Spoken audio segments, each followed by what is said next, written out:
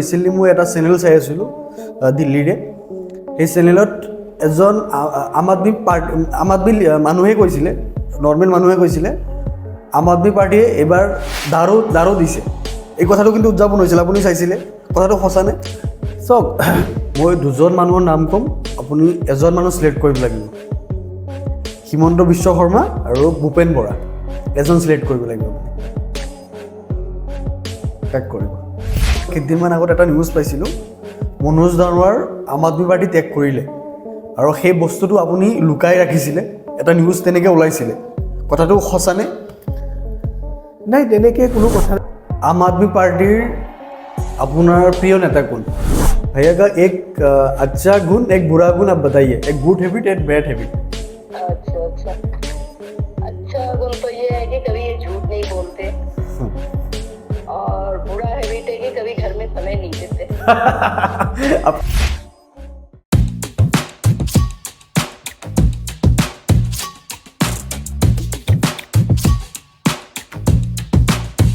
দাদা, welcome to non political podcast. Thank you. কি খবৰ? খুব ভাল চলি আছে। খুব ভাল কিয় চলি আছে? আপোনালোকে দিল্লীটো হাৰিলে, তাৰপিছত খুব ভাল কিয়? খুব ভাল মানে, যদিও আমি দিল্লী হাৰিছোঁ, তথাপিও আমি যে সকলো কামখিনি আগবঢ়াই লৈ যাব পাৰিছোঁ, সেইটো এটা শুভ সংকেত হয়। যে যোৱাকালি আমি গুৱাহাটীত আমাৰ অসমৰ কাৰ্যনিৰ্বাহকৰ লগত বহিলোঁ। তো দিল্লীত যদিও আমি হাৰিছোঁ, কিন্তু সেই পৰাজয়ৰ যিটো ইম্পেক্ট আনিব লাগিছিল আমাৰ অসমৰ কৰ্মীসকলৰ মাজত, সেইটো নিশ্চিত ৰূপে সেই পৰাজয়ৰ তেনেকুৱা হতাশা বানি ৰখা আমি দেখা নাই। অপিতু আমাৰ যিসকল কৰ্মী আছে, সিহঁতি উৎসাহিত হৈছে যে আমি অসমত এটা ভাল ৰিজাল্ট আনি, যিটো আমাৰ দিল্লীত পৰাজয় হৈছে, সেইটোৰ এটা মানে প্ৰতি উত্তৰ আমাক দিব লাগিব, অসমত এটা ভাল ৰিজাল্ট কৰি। এইটো ভাৱনা মই যোৱাকালি কাৰ্যনিৰ্বাহক সভাত দেখিবলৈ পালোঁ। সেইকাৰণে মই অতি উৎসাহিত, ময়ো উৎসাহিত যে আমি অসমত এটা ভাল ফলাফল 2026ৰ ইলেকশ্যনত আনিব পাৰিম। আহিব বুলি আশা আছে? আশা আছে, নিশ্চিতভাৱে আশাত আছে। কিন্তু আমি শুনামতে যে দিল্লীৰ ইলেকশ্যনৰ পিছতে অসমত আম আদমি পাৰ্টি একদম নাইকিয়া হৈ গৈছে। নাই, তেনেকুৱা নহয়। আম আদমি পাৰ্টীয়ে যিবিলাক গতিবিধি, যিবিলাক এক্টিভিটি আমাৰ চলাই আছে, সেইখিনি অলৰেডি আমাৰ চলি আছে। আৰু সেই এক্টিভিটিবিলাক কি আছে? সেই এক্টিভিটি হ'ল আমাৰ অনাগত যিটো গাঁও পঞ্চায়তৰ নিৰ্বাচন আছে, সেই নিৰ্বাচন কেন্দ্ৰিক কাম কাজ আমাৰ চলি আছে। তাত আমি ভাল কেণ্ডিডেট বিচাৰি আছোঁ। যে 22,000 গাঁও পঞ্চায়ত আছে, তাত আমাক কেণ্ডিডেট লাগিব, 50% মহিলা কেণ্ডিডেট লাগিব। সেইখিনিৰ ওপৰত আমি কাম কৰি আছোঁ। এতিয়া মই সেইটো ক'ব পৰা স্থিতিত নাই যে কিমান কেণ্ডিডেট আমি দিব পাৰিম, কিন্তু আমাৰ এটাই উদ্দেশ্য হ'ল যে অসমৰ সকলো জিলাতে আমি গাঁও পঞ্চায়তত ইলেকশ্যন খেলিব লাগে, ভাল কেণ্ডিডেটক আমি টিকেট দিব লাগে, প্ৰতিদ্বন্দ্বিতা কৰাব লাগে, আৰু অসমৰ ৰাইজক এটা অপশ্যন দিব লাগে যে আমি বিজেপিৰ কংগ্ৰেছৰ বাহিৰে এটা তৃতীয় শক্তি আছে, সেই শক্তিটো হ'ল আম আদমি পাৰ্টি। আপোনালোকে কংগ্ৰেছৰ লগত এলায়েন্স কৰিবনে? আমাৰ গাঁও পঞ্চায়ত নিৰ্বাচনৰ কোনো এলায়েন্সৰ কথা নাই। বিধানসভা নিৰ্বাচনত অকণমান সময় এতিয়া আছে। গাঁও পঞ্চায়ত নিৰ্বাচনৰ ফলাফলৰ ওপৰত ভিত্তি কৰি অনাগত দিনত আমি চাম যে কোন দলৰ লগত আমি মিত্ৰতা কৰিব লাগে নে নেলাগে। কিন্তু এটা কথা নিশ্চিতভাৱে যে অসম এটা ডাঙৰ ষ্টেট, বহুত কথা আছে, জাতি জনজাতিৰ কথা আছে, ইয়াত অট'নমাছ কাউন্সিল আছে, সেইবিলাকো আছে। তো আমি চাব লাগিব যে কোন কেইটা সমষ্টিত আম আদমি পাৰ্টীয়ে কেনেকৈ প্ৰভাৱ পেলাব পাৰিব, আৰু কোন কেইটা সমষ্টিত আমি বেলেগ দলৰ লগত আমি সম্পৰ্ক কৰি একজুট হৈ নিৰ্বাচন খেলিলে লাভালাভ হ'ব, সেইটো আমি চাব লাগিব। সেইটো এনালাইচিছ কৰা হ'ব, আৰু য'ত দৰকাৰ হ'ব নিশ্চিতভাৱে আমি কোনো এলায়েন্সৰ বিৰোধী নহয়, আমি এলায়েন্স বিচাৰোঁ। আমি যোৱা লোকসভা নিৰ্বাচনতো এলায়েন্স বিচাৰিছিলোঁ, কিন্তু সেই এলায়েন্সৰ নামত ৰাইজৰ লগত গাদ্দাৰী হ'ব নালাগে। এলায়েন্স যিটো আছে, এলায়েন্সৰ যদি কথা আছে, নিশ্চিতভাৱে বিজেপিৰ নিচিনা এটা ডাঙৰ শক্তিক প্ৰতিহত কৰিবলৈ আৰু অসমৰ ৰাইজক এই সাম্প্ৰদায়িক ৰাজনীতিৰ পৰা সকাহ দিবলৈ আমাক এটা মজবুত দল লাগে, মজবুত এলায়েন্স লাগে, গঠবন্ধন লাগে। কিন্তু সেই গঠবন্ধনত আমি এটা মিনিমাম যিটো প্ৰগ্ৰাম, ঠিক আছে, সেই মিনিমাম প্ৰগ্ৰামটো ফাইনেল কৰি এটা ভাল এটা গঠবন্ধন হ'লে আমি খুব ধুনীয়াকৈ বিজেপিক আমি প্ৰতিহত কৰিবলৈ সক্ষম হ'ম। কিন্তু কথা এইটো হয় যে অকল নিজৰ দলীয় স্বাৰ্থটোৰ ওপৰত ৰাখিলে নহ'ব, তেতিয়া আমি এৰা ধৰা মনোভাৱ এটা থাকিব লাগিব। যেতিয়া আমি এলায়েন্সত যাম, আমি নামত কৰিম এলায়েন্স, যে আমাৰ ঠিক আছে আমাৰ এলায়েন্স হৈ গ'ল, কিন্তু তাৰপিছত ক'ম যে নহয় আমাৰতো সকলো সমষ্টিত আমাৰ কেণ্ডিডেটে হ'ব লাগিব, তেতিয়াতো সেইটো এলায়েন্সৰ কোনো মতলব নাই। ঠিক লোকসভা নিৰ্বাচনত আমি সেইটো দেখিলোঁ যে 14টা সমষ্টিত 14টা সমষ্টিয়ে কংগ্ৰেছে নিজৰ হাততে ৰাখিলে, ঠিক আছে। তো সেইটোৱে কথা, আমি এলায়েন্স কৰিব বিচাৰোঁ। সকলো আজি বহুত আছে সৰু সুৰা দল, অসমৰ আঞ্চলিক দল, কেইখন ৰাইজৰ দল হ'ল, আমাৰ অসম জাতীয় পৰিষদ হ'ল, বাকী UPPL, তাৰপিছত BPF আৰু আছে, ঠিক আছে, সৰু সুৰা দল আছে। সেই সকলোৰ লগত আমি সম্পৰ্ক কৰিম আৰু নিশ্চিতভাৱে য'ত দৰকাৰ হ'ব আমি সকলোকে লগত বিচাৰিম। একেলগ হৈ আমি যুঁজিলে খুব ভালদৰে আমি যুঁজিব পাৰিম আৰু বিজেপিক প্ৰতিহত কৰিবলৈ সক্ষম হ'ম। আপুনি যিহেতু নৰ্থ ইষ্টৰ ইনচাৰ্জ আম আদমি পাৰ্টি, মই কেইটামান কুৱেশ্যন সুধিব লাগিব। তাৰ আগতে মই অকণমান আপোনাৰ বিষয়ে জানি লওঁ। পলিটিকেল জাৰ্ণি কেনেকৈ আৰম্ভ কৰিছিল আপুনি, আপোনাৰ পলিটিকেল জাৰ্ণি অকণমান যদি কয়। মই আজিও নিজকে নন পলিটিকেল বুলিয়ে ভাবোঁ। কিয়? যেনেকৈ আপোনাৰ চেনেলৰ নাম নন পলিটিকেল, ঠিক তেনেকৈ ময়ো আজিও নন পলিটিকেল আছোঁ। কিন্তু নন পলিটিকেল হোৱাৰ মতলব এইটো নহয় যে আমি পলিটিক্সৰ লগত থাকিব নোৱাৰিম। নন পলিটিকেল আজি এক ধৰণে ক'ব গ'লে কোনেও হ'বও নোৱাৰে, কাৰণ পলিটিক্সে ডাইৰেক্টলি আমাৰ ওপৰত ইম্পেক্ট কৰে, ঠিক আছে। চিধা পলিটিক্সৰ প্ৰভাৱ আমাৰ ব্যক্তিগত জীৱনতো, ঘৰতো পৰে, আমাৰ পৰিয়ালতো পৰে আৰু গোটেই সমাজত পৰে। সেইকাৰণে পলিটিক্সক আমি এৰি চলিব নোৱাৰোঁ।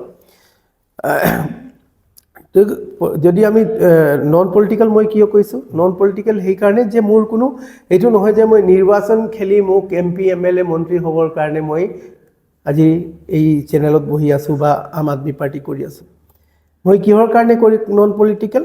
যিহেতু মোৰ কোনো মন্ত্ৰী হোৱাৰ ইচ্ছা নাই, কোনো MP MLA হোৱাৰ ইচ্ছা নাই। মোৰ এটাই ইচ্ছা আছে, যেনেকৈ আমি দিল্লীত স্কুলবিলাক ভাল কৰিব পাৰিছোঁ, আমাৰ অসমতো সেইটো হ'ব লাগে। যেনেকৈ আমি দিল্লীত হস্পিটেল ভাল কৰিব পাৰিছোঁ, অসমতো সেই হস্পিটেলবিলাক ভাল হ'ব লাগে। দিল্লীৰ ৰাইজে যেনেকৈ বিজুলী পানী ফ্ৰী পায়, তেনেকৈ আমাৰ অসমতো হ'ব লাগে। মহিলা বাছ যাত্ৰা ফ্ৰী হ'ব লাগে। এক মিনিট মই ৰখাইছোঁ আপোনাক। দিল্লীত আপোনালোকে ইমানখিনি ফেচিলিটি দিছে, তাৰপিছত কিয় হাৰিলে? সেইটো আহিব। তো মই এইটো কথাটো ৰিপ্লাইটো প্ৰথমত দিলে, নন পলিটিকেল কিয়, ঠিক আছে। নন পলিটিকেল মানুহ আজি পলিটিক্সত কিয় সোমালে? তো কাৰণ হ'ল যে ইমান দিন নন পলিটিকেল মানুহ যিসকলে নিজকে ভাবিছিল যে আমি নন পলিটিকেল, যেতিয়া দেখিলে যে এই দেশৰ ৰাজনীতি আমাক সকাহ দিব পৰা নাই, সেই সময়ত সকলো নন পলিটিকেল মানুহ একেলগত আহি আম আদমি পাৰ্টি গঠন কৰিলে। আৰু তাৰ মাজৰ পৰা মই এজন আছোঁ, এজন একেবাৰে নন পলিটিকেল আছিলোঁ, ব্যৱসায়ী আছিলোঁ। আৰু আন্না আন্দোলন হৈছিলে জন লোকপালৰ কাৰণে, ঠিক আছে, এণ্টি কাৰাপশ্যন মুভমেণ্ট। সেই এণ্টি কাৰাপশ্যন মুভমেণ্টত এক্টিভলি পাৰ্টিচিপেশ্যন কৰিলোঁ। আৰু সেই পাৰ্টিচিপেশ্যনৰ পাছত যেতিয়া সেই আন্দোলনে লাহে লাহে ৰাজনৈতিক দলৰ ৰূপ ল'লে, সেই সময়ত ময়ো আম আদমি পাৰ্টিৰ এজন ফাউণ্ডাৰ মেম্বাৰ। তাৰপিছত মই আপোনাৰ এই ছেকেণ্ড কথাটোত আহোঁ। আপুনি ক'লে দিল্লীত ইমানখন উন্নয়ন হ'ল, পানী পালে, বিজলী পালে, তাৰপিছত স্কুল ফ্ৰী পালে, তাৰপিছত কিয় হাৰিব লগা হ'ল? আচলতে কাম কৰা নাই তেতিয়াহ'লে? নাই, মই কৈ আছোঁ চাওক, প্ৰথম ইলেকশ্যনত আমি দিল্লীত পাইছিলোঁ মাত্ৰ 28 ছিট। তাৰপিছত সেই চৰকাৰ আমি এৰিবলগীয়া হৈছিলে, আমি ত্যাগ কৰিছিলোঁ চৰকাৰ। আমি ৰেজিগনেশ্যন দিলে, ৰেজিগনেশ্যন দি 1 বছৰ ৰাষ্ট্ৰপতি শাসন থাকিলে। 1 বছৰৰ পিছত দিল্লীৰ ৰাইজে আমাক 67 আউট অফ 70 ছিট দিলে। 67 ছিট বহুত ডাঙৰ কথা, ঠিক আছে। সেই 67 ছিট আমি কিয় পালোঁ? সেই মাত্ৰ 49 ডেইজ আমাৰ চৰকাৰ আছিলে। 49 ডেইজত আমাৰ চৰকাৰে যি কাম কৰিলে, সেই কামৰ ভিত্তিত দিল্লীৰ ৰাইজ ইমানেই সেইটো হ'ল যে ভাবিলে নহয়, এই যিকেইজন আছে, অৰবিন্দ কেজৰিৱাল হওক, মনীষ চিচোদিয়া হওক, সেইকেইজন যি কি নহওক, সিহঁতৰ এটা দেশৰ কাৰণে কিবা এটা কৰাৰ ইচ্ছা আছে, আমি ভোট দিব লাগিব। আৰু গোটেই দিল্লীয়ে ভোট দিলে। নেক্সট ইলেকশ্যন যেতিয়া আহিলে, আমি নেক্সট ইলেকশ্যনত অৰবিন্দ কেজৰিৱাল ডাঙৰীয়াই ক'লে যে মই যদি কাম কৰিছোঁ আপোনালোকৰ কাৰণে তেনেহ'লে মোৰ কামৰ ভিত্তিত মোক ভোট দিব, যদি মই কাম কৰা নাই মোক ভোট নিদিব। দিল্লীৰ ৰাইজে 62 ছিট দিলে। এতিয়া আমাৰ কেইবছৰ হ'ল? 5-10 বছৰ আমি চলালোঁ আৰু তাৰ আগতে আমি 49 ডেজৰ চৰকাৰ চলালোঁ। এতিয়া তৃতীয় ইলেকশ্যনত কি হ'ল যে ক'ভিড আহিলে। ক'ভিড মানে এই 5 বছৰ সময়ছোৱাত, ঠিক আছে, এই 5 বছৰত কি হ'ল, 2 বছৰ ক'ভিডতে গ'ল মেক্সিমাম, ঠিক আছে। সেই ক'ভিডৰ সময়ত ডেভেলপমেণ্টৰ কাম যিবিলাক আছিলে নিশ্চিতভাৱে কোনো চৰকাৰে কৰিব পৰা নাই, কোনো দেশতে কোনো চৰকাৰে কৰিব পৰা নাই। দিল্লী এটা হাফ ষ্টেট হয়, তাত কিছুমান কাম কেন্দ্ৰীয় চৰকাৰৰ অধীনত আছে, কিছুমান কাম ৰাজ্য চৰকাৰৰ অধীনত আছে। দিল্লীত লেণ্ড, পুলিচ আৰু ল' এণ্ড অৰ্ডাৰ এইটো কাৰ হাতত আছে? কেন্দ্ৰ চৰকাৰৰ হাতত আছে। লেণ্ড, ছাৰ্ভিচেছ এণ্ড ল' এণ্ড অৰ্ডাৰ তিনিটা, এইটো কাৰ হাতত আছে? কেন্দ্ৰ চৰকাৰৰ। পুলিচো কেন্দ্ৰ চৰকাৰৰ হাতত আছে।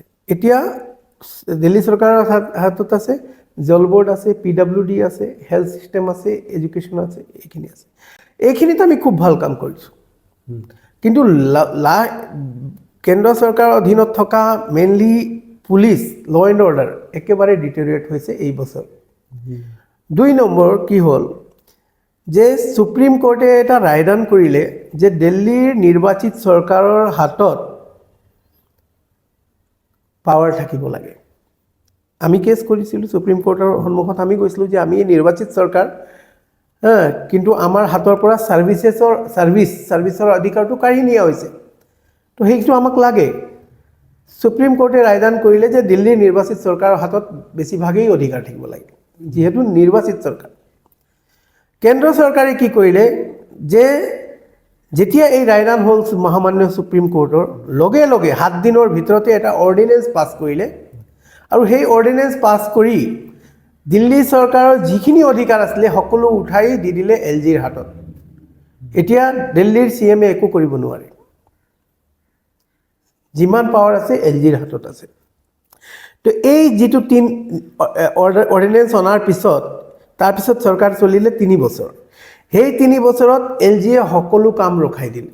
ফৰ এক্সাম্পল কি কাম ৰখাই দিলে যে আমাৰ প্ৰতি বছৰে গোটেই দিল্লীৰ যিবিলাক নলা নৰ্দমা হয় সেইবিলাকৰ ডিচিল্টিং হয়, মানে ক্লিনিং হয় বৰষুণৰ আগে আগে, যাতে বৰষুণ আহিলে পানীটো ওলাই যায়, ঠিক আছে। সেই ডিচিল্টিঙৰ কামটো কণ্ট্ৰেক্টৰবিলাকক পে'মেণ্ট নিদিলে। ঠিক তেনেকৈ চিভাৰৰ কাম, চিভাৰৰ কণ্ট্ৰেক্টৰবিলাকক পে'মেণ্ট নিদিলে। এতিয়া যদি চিভাৰ জাম হৈ যাব, যেতিয়া নলা জাম হৈ যাব, তেতিয়া কি হ'ব? অভাৰফ্ল' হ'ব পানী, আৰু সেই অভাৰফ্ল' হৈ পানীটো ক'ত ওলাই আহিব? ৰাস্তা ঘাটত ভৰ্তি হৈ যাব, তাৰপিছত ৰোড বেয়া হৈ যাব। যেতিয়া পানী আহিব ৰোড ভাঙি যাব, নিশ্চিত কথা।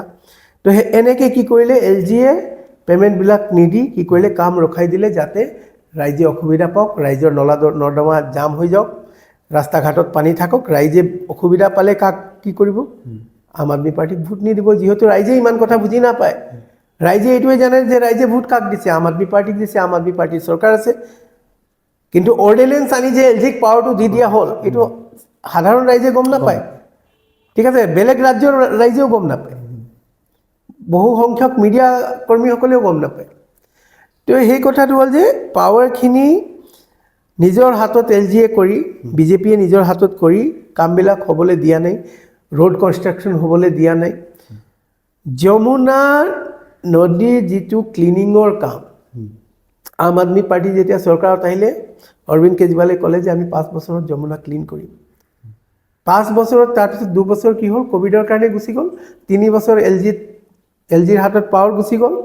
আমি যিমান STP, ঠিক চিৱেজ ট্ৰিটমেণ্ট প্লাণ্ট, গোটেই দিল্লীত এতিয়া চিৱেজ ট্ৰিটমেণ্ট প্লাণ্ট আমি লগাই আছোঁ, যে দিল্লীৰ যিবিলাক নলা নৰ্দমাৰ পানী হ'ব, সেইটো যমুনাৰ যোৱাৰ আগত চিৱেজ ট্ৰিটমেণ্ট প্লাণ্টত চিৱেজ ট্ৰিট হৈ যাওক। সেই চিৱেজ ট্ৰিটমেণ্টৰ প্লাণ্টৰ কামবিলাক ৰখাই দিয়া হ'ল, কাম নহ'ল কমপ্লিট। তেতিয়া যমুনাও ক্লিন নহ'ল, ঠিক আছে। আমাৰ সদিচ্ছা থকাৰ স্বত্তেও নহ'ল, যিহেতু অৰ্ডিনেঞ্চ আনি পাৱাৰখিনি LGৰ হাতলৈ ট্ৰান্সফাৰ কৰি দিয়া হ'ল। কিন্তু ৰাইজে সেইবিলাক কথা বুজি নাপায়। ৰাইজে কি বিচাৰে? ৰাইজে কাম বিচাৰে।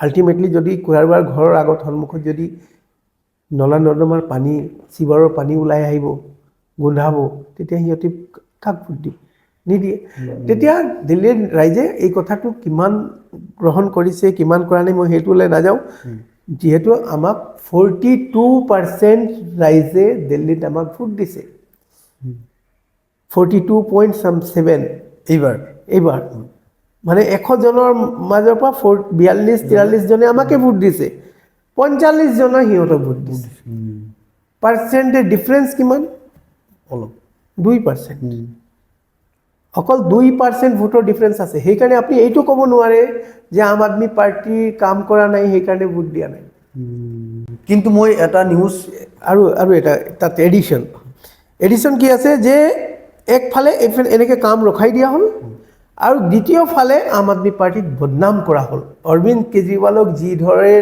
যি ধৰণে জেলত পঠিওৱা হ'ল মনীষ চিচোদিয়াক জেলত পঠিওৱা হ'ল সঞ্জয় সিঙক সত্যেন্দ্ৰ জৈন জেলত পঠিওৱা হ'ল সেই জেলত পঠাই কি কৰাৰ চেষ্টা কৰিলে সিহঁতে যে চব সিহঁতে জেলত আছে মানে সিহঁতে কিবা ভুল কৰিছে কিন্তু ৰাইজেতো এইটো বুজি নাপায় যে PMLA এক্ট লগাই দিয়াৰ পিছত ভুল নকৰিলেও জেলত থাকিব লাগে কোনো ভুল নাথাকিলেও যদি পুলিচে যদি ED বা CBI PMLA এক্টত যদি কেছটো লগাই দিয়ে তাৰপিছত জামিন নহয় ৰাইজে এই কথাটো বুজি নাপায় আৰে নিশ্চয় কিবা এটা কৰিছে সেইকাৰণে জেলত আছে তো ৰাইজে তেনেকৈ ভাবিব তো সেইটো হ'ল যে আম আদমি পাৰ্টিক বদনাম কৰাৰ চেষ্টা কৰা হ'ল 2 নম্বৰ ডেইলি LG আৰু আম আদমি পাৰ্টিৰ CMে কিবা এটা লিখি দিয়ে LGয়ে ফাইল ৰখাই থৈ দিয়ে ঠিক আছে তে এইটো যিটো হ'ল যে ডেইলি যিটো কি কয় এক ধৰণে কাজিয়া বুলি ক'ব পাৰে আমি আম আদমি পাৰ্টিয়ে কিয় কাজিয়া কৰিম অকল ৰাইজৰ কাৰণে ৰাইজৰ কাম হ'ব লাগে এতিয়া ৰাইজৰ কাম যদি ৰখি যায় তেনেহ'লে আম আদমি পাৰ্টিয়ে ক'বই লাগিব LG তো সেইটোও কিছুমান ক্ষেত্ৰত বহুতখিনি ৰাইজে হ'ব পাৰে বেয়াও পাইছে যে হ'ব নালাগে আমি মিলি কাম কৰিব লাগে আমিও বিচাৰোঁ মিলি কাম কৰিব লাগে তো এতিয়া মাত্ৰ 2% মানুহ দিল্লীৰ এনেকুৱা আছে যিসকলে বেছি ভোট দিছে বিজেপিক আৰু বিজেপিৰ চৰকাৰ হৈছে আমি ৰাইজৰ যিটো ডিচিশ্যন ৰাইজৰ যিটো ভাৰ্ডিক্ট সেইটোক সদায় সন্মান কৰিব লাগিব এইটোৱে লোকতন্ত্ৰ গণতন্ত্ৰ এইটোৱেই যে ৰাইজেই সৰ্বোপৰি ৰাইজ তো আমি ৰাইজৰ যিটো ডিচিশ্যন সেইটোক সন্মান কৰোঁ শ্ৰদ্ধা কৰোঁ আৰু আমি নিজে দিল্লীৰ কাৰণে কাম কৰি যাম দেশৰ কাৰণে কাম কৰি যাম আৰু নিশ্চিতভাৱে নেক্সট ইলেকশ্যন আহিব তেতিয়া আকৌ আমি ৰাইজৰ ওচৰত যাম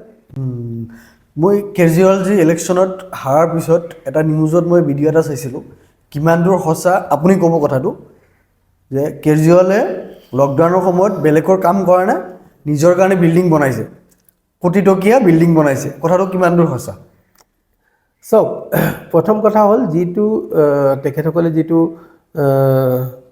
বিল্ডিং বনোৱাৰ কথা কৈ আছে দিল্লী চৰকাৰে অৰবিন্দ কেজৰিৱালক ডাঙৰীয়াক থাকিবলৈ এটা পুৰণা বাংলো দিছিলে যিটোৰ অৱস্থা একেবাৰে বেয়া আছিলে ঠিক আছে সেইটো ৰিকনষ্ট্ৰাকশ্যন কৰা হ'ল সেই বিল্ডিংটো ৰিকনষ্ট্ৰাকশ্যন কৰা হ'ল আৰু সেই ৰিকনষ্ট্ৰাকশ্যন কৰিবলৈ যিবিলাক ফাইল আছিলে সেই ফাইলবিলাক PWDৰ হৈ LGৰ ওচৰত নোযোৱাকৈ কোনো ফাইলেই পাছ নহয় ঠিক আছে দিল্লীত কাম কৰিবই নোৱাৰে LGৰ সেইটো নাথাকিলে ঠিক আছে আৰু PW ডিপাৰ্টমেণ্ট আছে তাত অফিচাৰবিলাকো আছে চিফ ছেক্ৰেটাৰী আছে যিহেতু ছাৰ্ভিচেছ দিল্লী চৰকাৰৰ আণ্ডাৰত নাই ছাৰ্ভিচেছ যিটো সেইটো LGৰ আণ্ডাৰত আছে তো এতিয়া যিমান অফিচাৰ্ছ আছে কাৰ আণ্ডাৰত আছে LGৰ আণ্ডাৰত আছে তো যিবিলাক ফাইল হৈছে PWDৰ চেংচন হৈছে এইবিলাক চবটো অফিচাৰবিলাকৰ জৰিয়তে হৈছে তেনেহ'লে এইটোত কোনো তেনেকুৱা হোৱা নাই সেইটো কোৱা যে আমি আম আদমি পাৰ্টিয়ে কিবা এটা বহুত ডাঙৰ সেইটো কৰিছে ঘৰ বনাইছে CMৰ ঘৰ অৰবিন্দ কেজৰিৱাল নিজৰ ঘৰ বনোৱা নাই সেইটো CMৰ ঘৰ হয় নেক্সট যিজন CM হ'ব বা আজি ৰেখা গুপ্তা CM হৈছে তেখেতে যদি থাকিব বিচাৰে তেখেতে সেইটো ঘৰতে থাকিব নেক্সট কোনোবা CM আহিলে যিহেতু CMৰ ঘৰ এতিয়া দিল্লী গুৱাহাটীত আমাৰ CMৰ ঘৰ নাই নেকি চৰকাৰী মন্ত্ৰীসকলৰ ঘৰ আছে নাই MLAৰ আছে নাই MLA হোষ্টেল আছে কিন্তু দিল্লীত নাই দিল্লীত CMৰ নাই দিল্লীত মন্ত্ৰীসকলৰ নাই দিল্লীত MLAৰ কোনো তেনেকুৱা ব্যৱস্থাই নিজৰ ঘৰত থাকে ঠিক আছে দিল্লীত ইয়াত আমাৰ অসম ভৱন আছে দিল্লীতো অসম ভৱন আছে ঠিক আছে নহয় অসমৰ কোনোবা MP MLA ক'ৰবাত গ'লে মুম্বাইতো এতিয়া বনাই আছে হয় নহয় অসমৰ কোনোবা MP MLA গ'লে তাত থাকিব পাৰে কিন্তু আমাৰ দিল্লীৰ কোনোবা যদি দিল্লীত কোনোবা কোনো চৰকাৰৰ মন্ত্ৰী আহে MLA আহে আমি দিল্লী হাউচ বুলি এটা সেইটো নাই এটা কমন গেষ্ট হাউচ নাই এটা মই এক্সাম্পল দিছোঁ মই কিয় নাই এইটো কিয় নাই মানে কি দিল্লী এটা হাফ ষ্টেট মই আগতে কৈছোঁ ঠিক আছে তাৰে কেন্দ্ৰীয় চৰকাৰৰ অধীনত বহুতখিনি চলে আৰু দিল্লীত লেণ্ড যিটো আছে সেই লেণ্ডটো চেণ্ট্ৰেল গভৰ্ণমেণ্টৰ আণ্ডাৰত আছে আমাৰ আণ্ডাৰত নাই এতিয়া আমি ইচ্ছা কৰিলেও বনাব নোৱাৰোঁ স্কুলৰ কাৰণে কেন্দ্ৰ চৰকাৰে আমাক মাটি দিয়া নাই স্কুল বনাবলৈও মাটি দিয়া নাই বিজেপিৰ অফিচ বনাবলৈ মাটি দিছে কিন্তু দিল্লীত স্কুল বনাবলৈ আমাক মাটি দিয়া নাই আমি যিমান পুৰণা স্কুল চলি আছিলে সেইবিলাকৰ কেপাচিটি ডেভেলপ কৰিলোঁ যে ধৰক তাত 10খন শ্ৰেণীকোঠা আছিলে এতিয়া আমি তাত হ'ব পাৰে যে 50খন শ্ৰেণীকোঠা বনালোঁ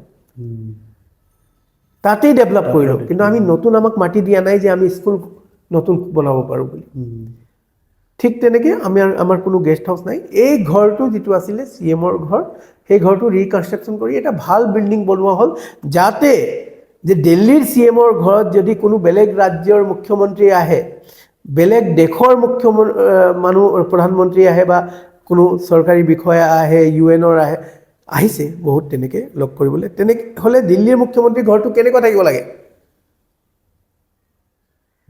থাকিব লাগে নাই এটা ভাল ব্যৱস্থা এটা থাকিব লাগিব দিল্লীৰ অকল CMৰ পৰিয়াল নাথাকে নহয় তাত CMৰ লগত থাকে যিমান ষ্টাফ লাগিবই ষ্টাফৰ পৰিয়াল থাকিব চিকিউৰিটিৰ পৰিয়াল থাকিব গোটেই চিকিউৰিটি চিষ্টেম হ'ব লাগিব সেইখিনি এটা ভাল এটা ঘৰ বনোৱা হ'ল যিটো দিল্লী CMৰ ঘৰ হয় অৰবিন্দ কেজৰিৱালৰ নিজৰ সম্পত্তি নহয় যদি কোনোবাই সেইটো ক'ব বিচাৰে যে অৰবিন্দ কেজৰিৱাল নিজৰ কাৰণে কৰা নাই দিল্লীৰ সন্মানৰ কাৰণে কৰিছে অসমৰ কথালৈ আহোঁ মই কেইদিনমান আগত এটা নিউজ পাইছিলোঁ মনোজ দানোৱাৰ আম আদমি পাৰ্টি ত্যাগ কৰিলে আৰু সেই বস্তুটো আপুনি লুকাই ৰাখিছিলে এটা নিউজ তেনেকৈ ওলাইছিলে কথাটো সঁচানে নাই তেনেকৈ কোনো কথা নাই তেখেতে ত্যাগপত্ৰ দিয়া নাই পাৰ্টিতে আছে আৰু পাৰ্টিৰ কাৰণে কাম কৰিব তেখেতৰ ব্যক্তিগত কিছুমান অসুবিধা হৈছে এই সময়ত আৰু সেই ব্যক্তিগত সমস্যা বিলাক তেখেতে কৈছে যেতিয়ালৈকে মোৰ এইখিনি মই সমাধান কৰিব নোৱাৰোঁ তেতিয়ালৈকে মই অকণমান কৰ্মবিৰতিত থাকিম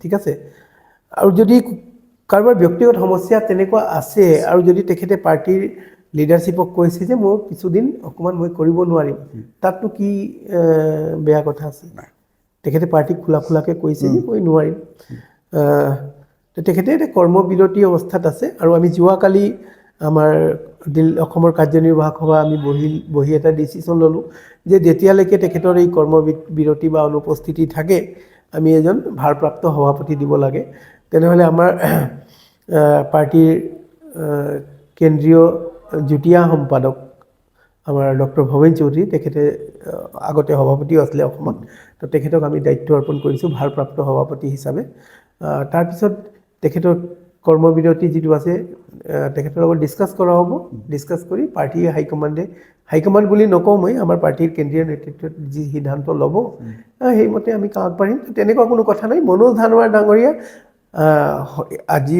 আজিলৈকে কোনো ত্যাগপত্ৰ দিয়া নাই আৰু তেখেত পাৰ্টিতে আছে আৰু পাৰ্টিৰ কাৰণে কাম কৰি থাকিব তেখেত ফেচবুক লাইভ এটা কৰিছিলে দুদিনমান আগত ফেচবুক লাইভতো এই কথাটো উত্থাপিত কৰিছে যে মই পাৰ্টিতে আছোঁ পাৰ্টিতে থাকিম আপুনি যিহেতু নৰ্থ ইষ্টৰ ইনচাৰ্জ এটা কুৱেশ্যন মই কৰিব লাগিব যে আপোনাৰ ইণ্টেলিজেণ্ট বহুত স্মাৰ্ট সেই হিচাপত অসম বা আমাৰ মণিপুৰৰ সিফালত আমাৰ নৰ্থ ইষ্টৰ পৰে ভোটাৰ হিচাপে কোনখন মানুহ বেছি তাৰমানে ভাল আপুনি কি ক'ব যে নাই ভোটাৰ হিচাপে চাওক আমাৰ বা কোন ভোটাৰ কেনেকুৱা আমাৰ অসমৰ ভোটাৰ কেনেকুৱা বা সিফালৰ ভোটাৰ সকলো ৰাজ্য গোটেই দেশৰ ভোটাৰ ভাল আমাৰ ৰাইজ ভাল আছে আমাৰ জনতা ভাল আছে প্ৰব্লেম আমাৰ পলিটিক্সত আছে কেনেকুৱা প্ৰব্লেম আমাৰ প্ৰব্লেম পলিটিক্সত কি আছে পলিটিক্সে মানুহক এৱেৰ হ'ব দিব নিবিচাৰে ঠিক আছে ৰাইজক সজাগ কৰিব নিবিচাৰে তেখেতৰ অধিকাৰৰ প্ৰতি সজাগ হ'বলৈ দিব নিবিচাৰে শিক্ষা দিব নিবিচাৰে যাতে যদি চবেই শিক্ষিত হৈ যায় তেনেহ'লে ডিমাণ্ড কৰিব, কুৱেশ্যন কৰিব। যিজন MP MLA হ'ব তেখেতসকলক কুৱেশ্যন কৰিব, আপোনাক ভোট দিছিলোঁ কিয় কাম কৰা নাই। সেই কুৱেশ্যনটো কেতিয়া আহিব? যেতিয়া শিক্ষা দিব, সজাগ হ'ব ৰাইজ, সচেতন হ'ব। এই সচেতনতাটো ৰাজনৈতিক পাৰ্টি, ৰাজনৈতিক দল, ৰাজনৈতিক নেতাসকলে দিব নিবিচাৰে। সেইকাৰণে আমাৰ ৰাজনীতি বেয়া, জনতা বেয়া নহয়, জনতা সকলো ভাল আছে। এতিয়া অৰুণাচল প্ৰদেশ, মেঘালয়, নাগালেণ্ড কি ছিষ্টেম আছে যে ইলেকশ্যনৰ সময়ত যিসকল আছে ভোটাৰ আছে সিহঁতক গিফ্ট দিয়া হয়, পইচা দিয়া হয়, ঠিক আছে, বহুত পইচা দিয়া হয়। ইমান পইচা দিয়া হয় আমি মানে ভাবিবই নোৱাৰোঁ, ইমান টকা দিয়া হয়। ৰাইজক দিয়া হয় এজন MLA কেণ্ডিডেটৰ, মইতো আশ্চৰ্যচকিত হৈ গ'লোঁ। নাগালেণ্ড মই গৈছিলোঁ। নাগালেণ্ডত এজন কেণ্ডিডেটে কোটি কোটি টকা খৰচ কৰে MLA ইলেকশ্যনৰ কাৰণে, কোটি কোটি টকা। 1 কোটি কোৱা নাই মই, কোটি কোটি টকা। আৰু আম আদমি পাৰ্টি আমাৰ দিল্লীৰ ইলেকশ্যনত 10 লাখ 15 লাখতকৈ বেছি within the election commission limit থাকে আমাৰ খৰচবিলাক। সেইকাৰণে আমাৰ কাৰণে বহুত প্ৰব্লেম হ'ব যদি আমি নাগালেণ্ডৰ নিচিনা ৰাজ্যত যাওঁ, আমি অৰুণাচলত যাওঁ, আমাৰ কাৰণে বহুত প্ৰব্লেম। কাৰণ আমি সেই কামটো কৰিব নোৱাৰোঁ। আমি ক'ৰ পৰা টকা দিম? আমি কৰাপশ্যন নকৰোঁ। আৰু কৰাপশ্যন নকৰিলে আমি টকা নাহিব আমাৰ হাতত। টকা নহ'লে আমি কাক কেনেকৈ দিম? তেনেহ'লে সেই ৰাজ্যবিলাক আমি লাষ্টত ধৰিব লাগিব। তাৰ আগতে আমি সেই ৰাজ্যবিলাকৰ ৰাইজক আমি সচেতন কৰিব লাগিব, তেখেতৰ অধিকাৰ কি আছে আৰু কিয় ভোট নিজৰ বিবেকেৰে দিব লাগে, সেই সচেতনতাও আনিব লাগিব। অসমৰ ৰাইজ আজিৰ দিনত মানে সজাগ হৈ আছে, সচেতন হৈ আছে। আৰু নিশ্চিতভাৱে অনাগত দিনত আপোনালোকে অসমত পৰিৱৰ্তনো দেখিব। এইটো নহয় বিজেপিয়ে পৰিৱৰ্তনৰ এটা শ্লোগান দি আহিলে, কিন্তু বিজেপিৰ এগেইনষ্টত কংগ্ৰেছে মানে থিয় দিব পৰা নাই। নহ'লে অসমৰ ৰাইজে আকৌ পৰিৱৰ্তন বিচাৰে। সেইকাৰণে এটা তৃতীয় বিকল্প হিচাপে আম আদমি পাৰ্টি অসমত এষ্টাব্লিছ হ'ব। মোৰ লাষ্ট কুৱেশ্যন এইটোৱে আছিলে যে আম আদমি পাৰ্টি কেতিয়া অসমত এষ্টাব্লিছ হ'ব পাৰিবনে কেতিয়াবা? ডেফিনেটলি ফ্ৰম 2000 আমি চাওক, এষ্টাব্লিছমেণ্ট বুলি কি কোৱা হয়? এষ্টাব্লিছমেণ্ট বুলিলে আমি এতিয়া আমাৰ সকলো জিলাতে আমাৰ সমৰ্থন কৰা ৰাইজ আছে, আমাৰ কৰ্মী আছে, ঠিক আছে, সকলো বিধানসভাত আছে।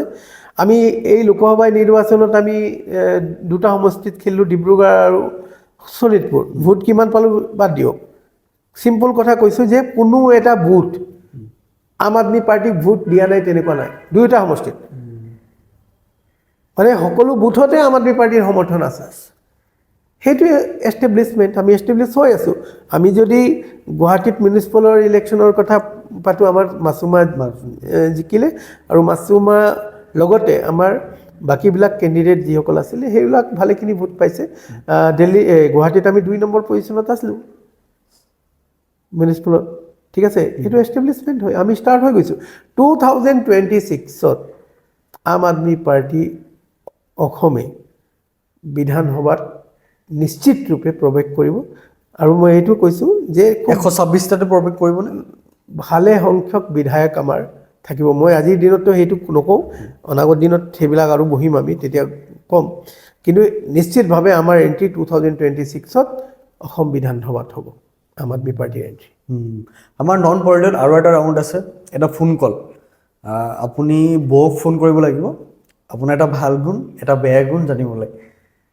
আচ্ছা, আপুনি ফোন লগাই দিয়ক। हिंदी से पति लगाइयो।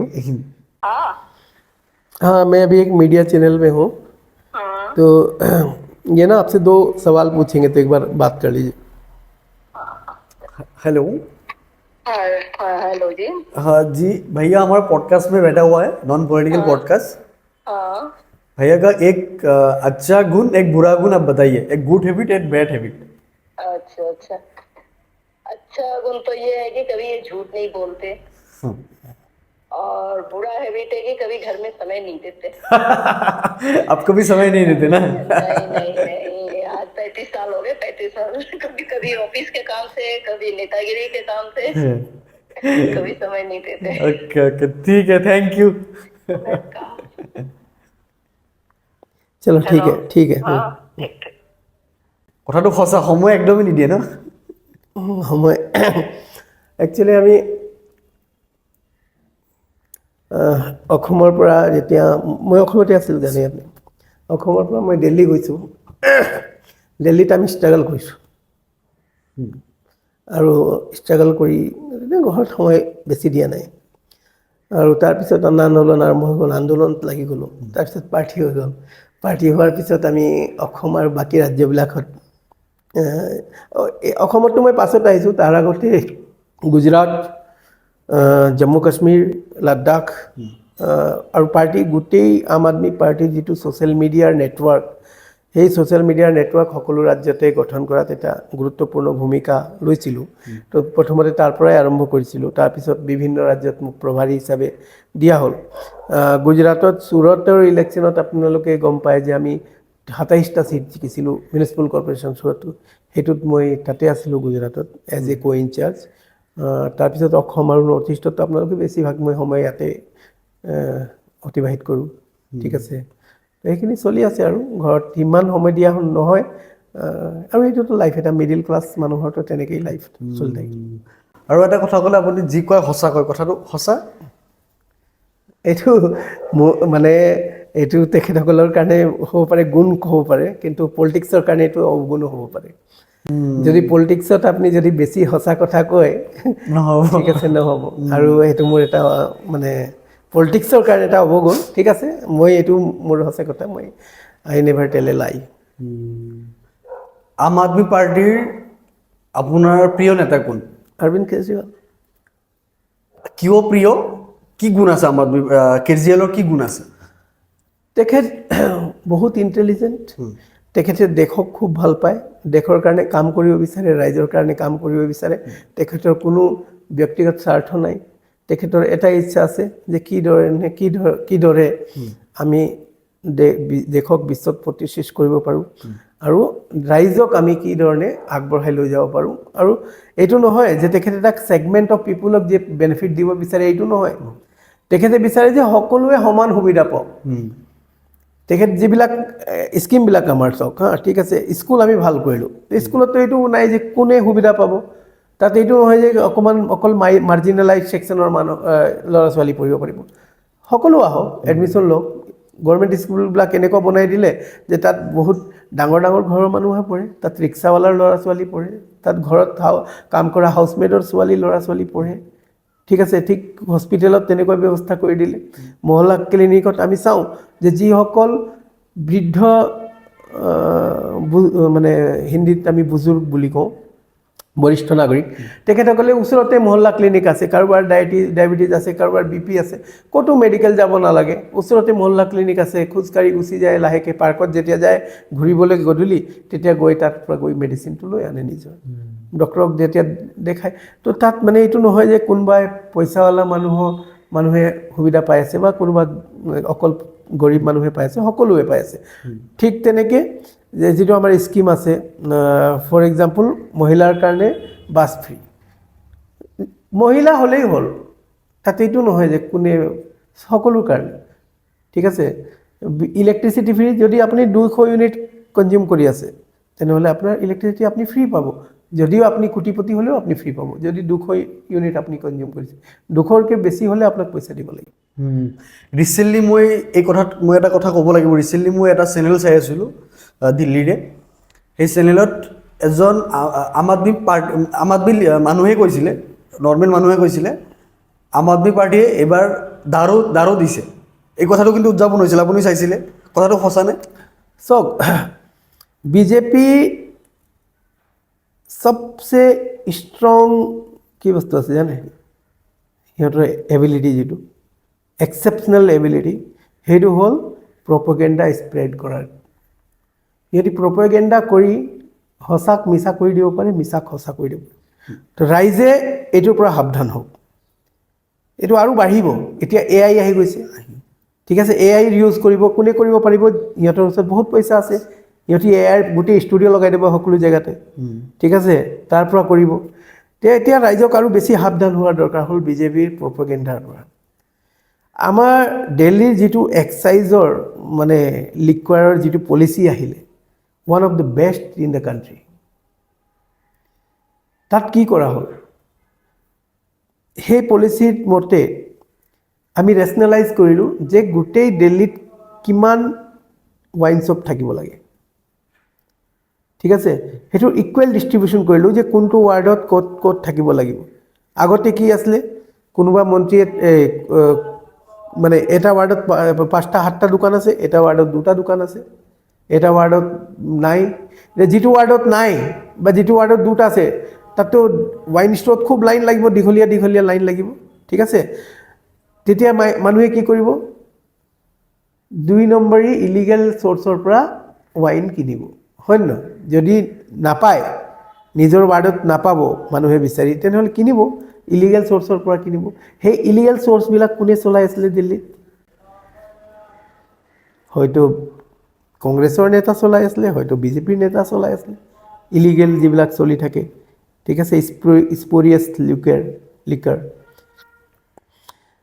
এইবিলাক কাম যেতিয়া আমি ইকুৱেলি ডিষ্ট্ৰিবিউট কৰিলোঁ সেই কামবিলাক বন্ধ হৈ গ'ল এই যিবিলাক পালি নেতাবিলাকৰ ইলিগেল মদৰ বিজনেছ আছিলে সেইটো বন্ধ হৈ গ'ল এতিয়া যেতিয়া সেইটো বন্ধ হ'ব কাৰ লছ হ'ব সিহঁতৰ লছ হ'ব সিহঁতি লছ হ'লে সিহঁতিতো অপ'জ কৰিব নকৰে ঠিক আছে দিল্লী চৰকাৰৰ ৰেভিনিউ এই পলিচিৰ জৰিয়তে ইনক্ৰিজ হ'ল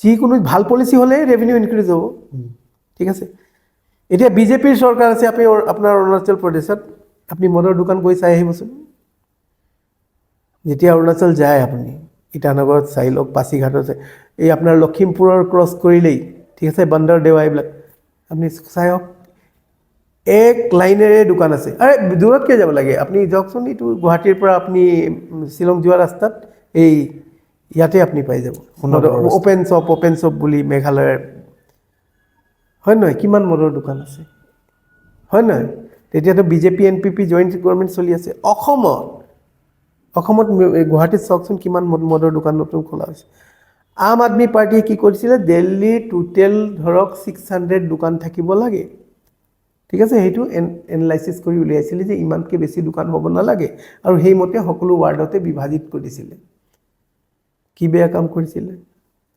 এতিয়া আমি কি কৰিলোঁ যে আগতে চৰকাৰে চলাইছিলে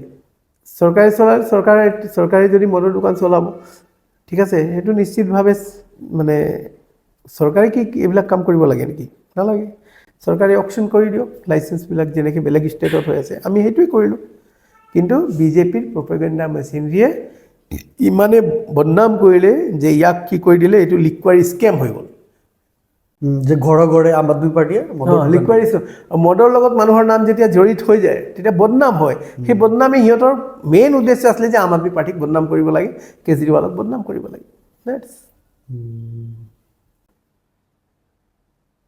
লাষ্ট মই আৰু এটা কথা মই সুধোঁ পডকাষ্ট আমি এণ্ডিং কৰিম মই 2জন মানুহৰ নাম ক'ম আপুনি এজন মানুহ চিলেক্ট কৰিব লাগিব হিমন্ত বিশ্ব শৰ্মা আৰু ভূপেন বৰা এজন চিলেক্ট কৰিব লাগিব আপুনি কাক কৰিব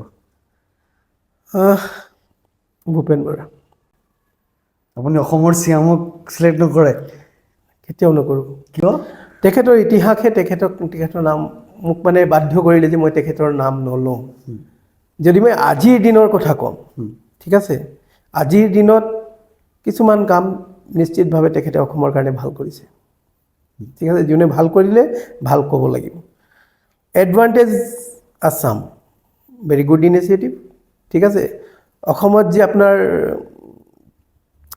ইণ্ডাষ্ট্ৰিয়েল ডেভেলপমেণ্ট বা টাটাই এটা প্ৰজেক্ট লগাই আছে আমাৰ ছেমি কণ্ডাক্টৰ সেইবিলাক বহুত ভাল অসমৰ কাৰণে ভাল কিন্তু ভাল ক'ব লাগিব কিন্তু তেখেতৰ যিটো ইতিহাস আছে সেই ইতিহাসে মোক কেতিয়াও তেখেতৰ সমৰ্থন কৰিবলৈ বাধ্য মানে ৰখাই দিয়ে 2 নম্বৰ আছে যে তেখেতৰ যিটো সাম্প্ৰদায়িক মনোভাৱ এখন ৰাজ্যৰ মুখ্যমন্ত্ৰী হ'লে এই সাম্প্ৰদায়িকতাটো মনত থাকিব নালাগে আৰু যিটো ৰাজ্যত এতিয়া ধৰক 25%কৈ বেছি আমাৰ এটা সংখ্যালঘু সম্প্ৰদায় আছে ঠিক আছে তেতিয়া আমি সিহঁতক নুই কৰি চলিব নোৱাৰিব আমি সিহঁতৰ মনোভাৱটো সিহঁতৰ ভাৱনাও সন্মান জনাব লাগিব তো এই সাম্প্ৰদায়িক মনোভাৱটোৱে মোৰ হেমন্ত বিশ্ব শৰ্মাৰ নাম ল'বলৈ ৰখালে আৰু 2 নম্বৰ যি ধৰণে তেখেতে নিজৰ মন্ত্ৰীসকলৰ সম্পত্তি বৃদ্ধি হৈ আছে নিজৰ পৰিয়ালৰ সম্পত্তি বৃদ্ধি হৈ আছে উন্নতি হৈ আছে এইবিলাক যিবিলাক এডভান্টেজ আহিব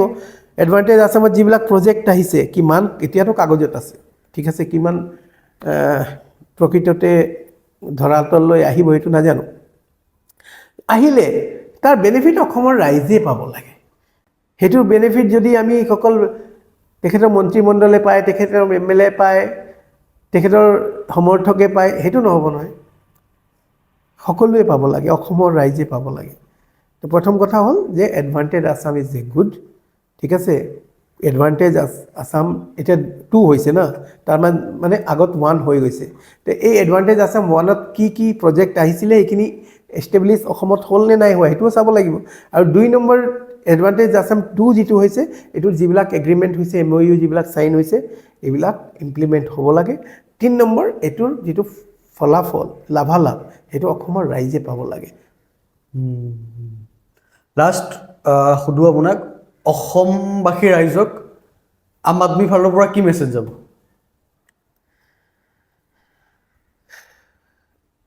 আম আদমি পাৰ্টিৰ ফালৰ পৰা যেটো মোৰ অসমৰ ৰাইজলৈ এটা মেছেজ আছে অনুৰোধ আছে যে নিৰ্বাচনত ভাৱাবেশত মতদান নকৰি যিসকল ভাল মানুহ যিসকলে আপোনাৰ কাৰণে কিবা ভাল কৰিব পাৰে যিসকলে আপোনাৰ ল'ৰা ছোৱালীৰ ভৱিষ্যত নিৰ্মাণৰ কাৰণে কাম কৰিব পাৰে সেই সকলক ভোট দিয়ক সেই সকলক মানে এটা গাঁও পঞ্চায়ত ইলেকশ্যন আহিব গাঁও পঞ্চায়ত ইলেকশ্যনত আপুনি এই ভূমিকাটো ল'ব পাৰে অসমৰ ৰাইজে ল'ব পাৰে যে আমি ভাল কেণ্ডিডেট নিজৰ মাজৰ পৰা উলিয়াই দিওঁ নিজৰ যিসকল শিক্ষিত ব্যক্তি আছে যিসকলে নিজৰ গাঁৱৰ কাৰণে বা নিজৰ চহৰৰ কাৰণে কিবা এটা কৰিব বা নিজৰ দেশৰ কাৰণে কিবা এটা কৰিবলৈ ইচ্ছা আছে তেনেকুৱা যুৱ চামক আগবঢ়াই দিয়ক যদি বেলেগ পাৰ্টিত নাই তেখেতে ইণ্ডিপেণ্ডেণ্ট খেলিলে ইণ্ডিপেণ্ডেণ্ট খেলক আম আদমি পাৰ্টিয়ে সকলো তেনেকুৱা মানুহক স্বাগতম জনাব সেইসকলক আম আদমি পাৰ্টিৰ লগত সম্পৰ্ক কৰাই দিয়ক আমি সেই সকলো ৰাইজক মানে তেনেকুৱা মানুহক আমি টিকেট দিম আমাৰ প্ৰতিনিধি হিচাপে আমি ৰাইজৰ আগত ইলেকশ্যন খেলিবলৈ দিম তো তেনেকৈ অসমৰ ৰাইজে এইটোত এটা আগভাগ ল'ব পাৰে আমাক যদি ভাল ভাল কেণ্ডিডেট দিয়ে আমি নিশ্চিতভাৱে সেইসকলক টিকেট দিম আৰু ৰাজনীতি চাফা তেনেকেই হ'ব নহ'লে যদি আমি এই সদায় যে এই গালি গালজ কৰা গুণ্ডামি কৰা এই সকলকে ভ্ৰষ্টাচাৰ কৰা দুৰ্নীতি কৰা এই সকল মানুহকে যদি আমি নিৰ্বাচিত কৰি সদনলৈ পঠিয়াওঁ বিধানসভালৈ পঠিয়াওঁ তেতিয়া আমাৰ ৰাজনীতি কেতিয়াও ঠিক নহ'ব ৰাজনীতি ঠিক কৰিবলৈ ৰাইজকে পদক্ষেপ ল'ব লাগিব আৰু প্ৰথম পদক্ষেপ হ'ল যে আমি ভাল ভাল নেতা যিসকল হট মানুহ সেই হট মানুহবিলাকক যিসকলে দেশক ভাল পায় তেনেকুৱা মানুহবিলাকক ৰাজনীতিত আগবঢ়াই দিব লাগিব